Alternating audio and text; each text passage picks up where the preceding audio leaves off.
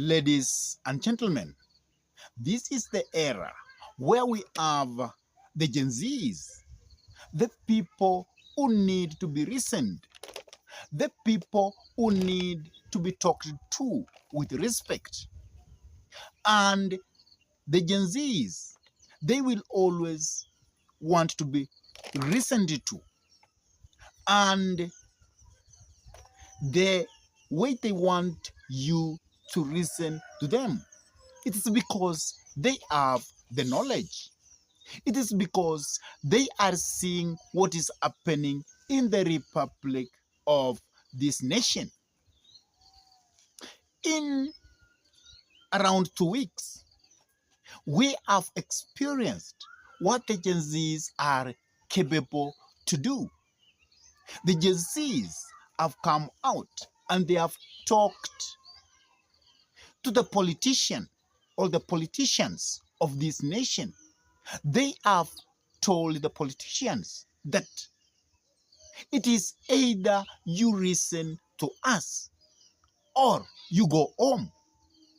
It is either you listen and you listen carefree. And that's why the Gen Zs have been demonstrating.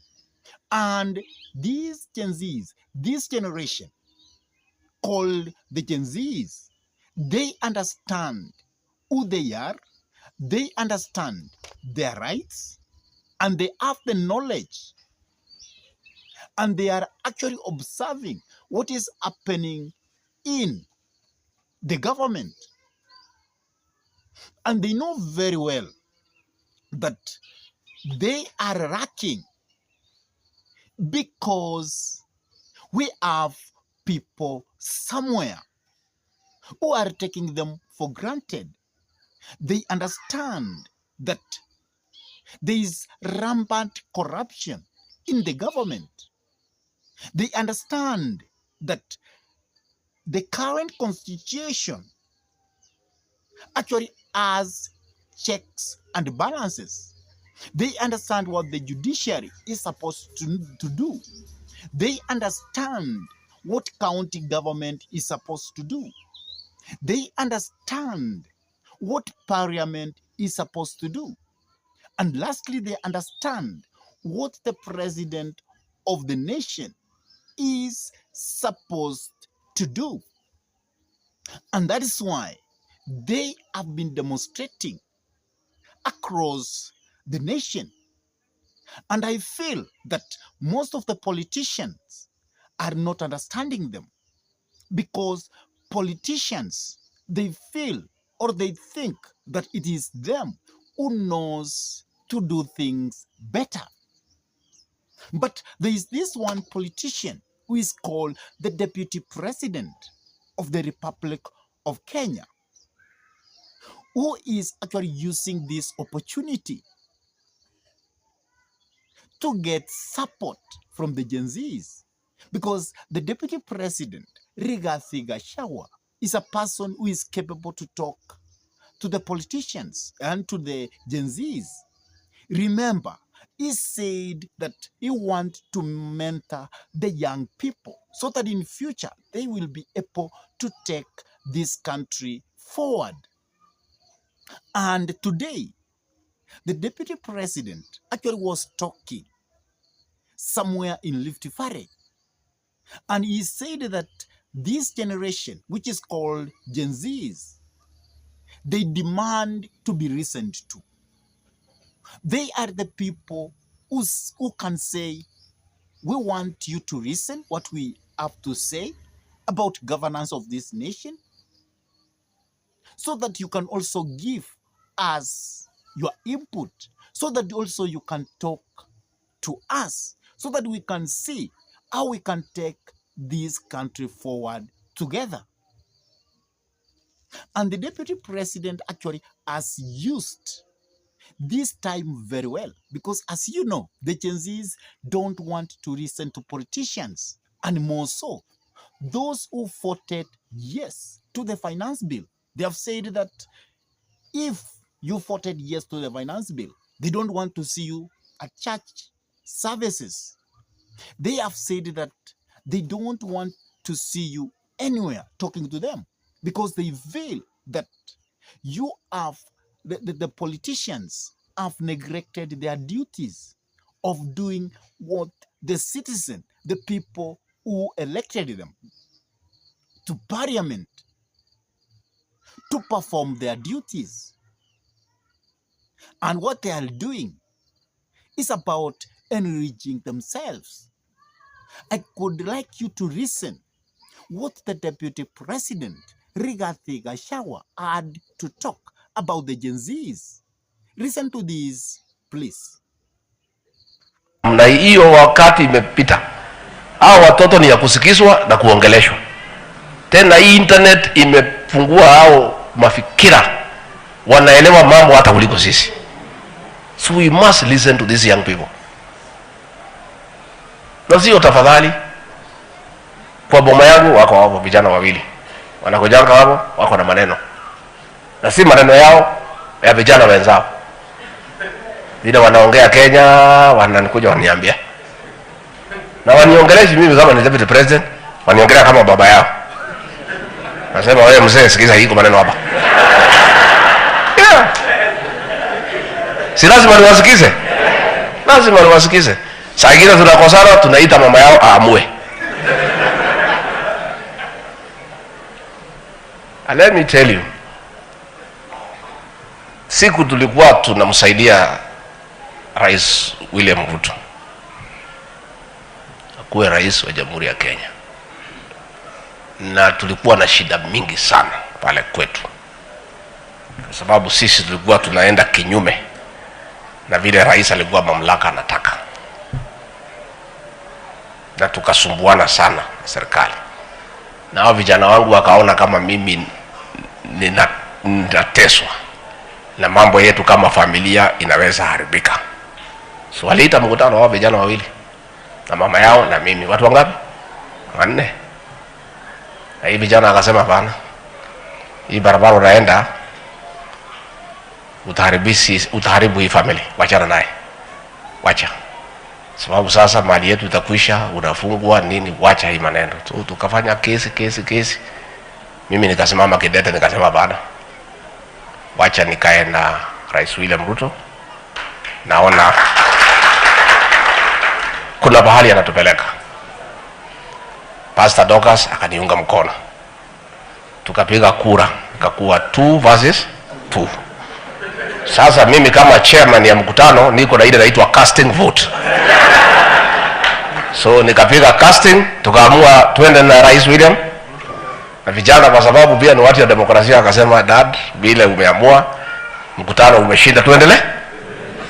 These children cannot be ignored by anybody. They are part of our life and our nation. When they have issues, we cannot ignore them. We must listen to them. In any case, they are the present and the future of this country. Hii Kenya ni yao, si ndio kesho yetu? So if we don't listen to them, tutasikiza nani? We will listen to them. After listening to that, you can accept that what Rigathi Gachagua is actually saying is quite true. And Rigathi Gachagua of late is becoming the darling of the young people because he seems to be the person who is listening to the ground. And that is why Rigathi Gachagua has even gone forward to tell the electorate that they must listen to the ground and to know what the people of Kenya are demanding. And he has even come out clearly that the president also must be informed of what is happening. And that is why he has blamed Nudin Aji for what is happening. Because he has told Nudin Aji that you didn't give the president enough information so that at least he can know what the people of this republic are demanding. And that is why he has attributed of what is going in this country because of the demonstrations which are going on, which are being carried by the Gen Zs. And he has told Nudin Haji that he is the one to carry that burden. And also, the deputy president has actually congratulated the president at last that you have heard the cry of the people of Kenya. You have listened finally to the ground from the ground what they are saying, and that's why he had to reject the finance bill. And also, there is one thing Rigathi Gachagua has actually talked to his fellow politicians, that you cannot show opulence to the people who are angry. You show that you have a lot, while the people who send you to parliament, while the people who have made you to be in government, they are angry. Because if you do that, then you are going to see consequences as what is happening now. Because the Gen Zs have told politicians who are actually scooping from the government coffers that their days are numbered. And they have actually even told the president that it is time to make sure that he deals with corruption. And if the president does not do that, they have told the president, we are marching to State House. That is actually what the Gen Zs are saying. And they mean what they are saying. Please, I could like you to listen to Rigathi Gachagua, what he is talking about, the way people are showing the opulence and what will come out of that. How some of the politicians are actually talking with arrogance to the people who have sent them to parliament. Please listen to this clip. And I really want to thank my boss, President William Ruto, ya kwamba he applied his mind, he listened to the young people, he listened to the majority of Kenyans, na kusema ya kwamba tuachane na finance bill, tuanze kusugumuza. Mpigie rais makofi. And that conversation sasa imeanza. Rais alikuwa na bishops from Catholic, amewasikiza. Jana amekuwa na independent church, amewasikiza. Juzi alikuwa na evangelical, amewasikiza. Create mechanism ya kuongea na hao vijana. Hata mimi mwenyewe nimeuliza hiyo majenzi iko kwa baba yangu hao wawili. Pia wa create forum, because hawa ni wajuaji na hii maneno ya kuongea na vijana. Hata hii vijana na mimi nianze kuwasikiza, so that I'm a better person. Because we are saying these young children have knowledge, na sisi tuko na experience. Tunataka hii knowledge yao na experience yetu tuweke pamoja. It is good for the country. So I'll also listen to these young people, even outside the framework the president has created. As a person, I'll also try to engage these young people to know what are they saying. What is it? What is it that they know that we don't? What is it they are seeing that we are not seeing? What is it that we are doing they think we can do better? What is their view of how to make our country better? We will listen to them, because it's important that we do so. And that brings me to the questions of the members of parliament. Nimeenda nikitoka Murang'a nikasimama pahali inaitwa Keno. Nikajaribu kusema niko na wabunge hapa, raia akaniambia bana, wewe sema mambo yako. Nikajaribu kusema muwasikia, no. Simu yangu nimetumiwa. Si hata nyinyi ndio mnasema?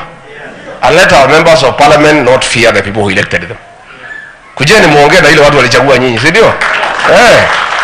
Mkuje kama mumetereza, muombe msamaha kulingana na vile samo nimeendelea, si mtasamehewa?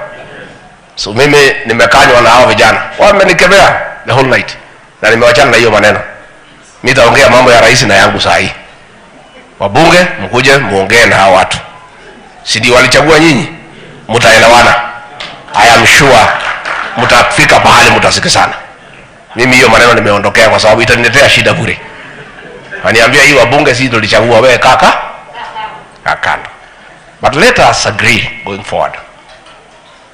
Let us listen to the people. Tusikize ground. And Governor, I'm happy you have listened to the ground. And what you are saying is what I've been saying. Tukikula, tukishiba, tusitapikie wananchi ambaye hawajakula chochote. Hiyo tu. Don't display arrogance and opulence to people who are struggling. Address the people with humility and respect. These are your employers. You can say a very tough message, but put it in a respectful manner with humility and people will understand you. Hii maneno ya kujipiga kifua, kufungua kifua hapa na kutembea unaonesha kifua, ukikula na kuanika tumbo, hapana. Let us respect the people of Kenya.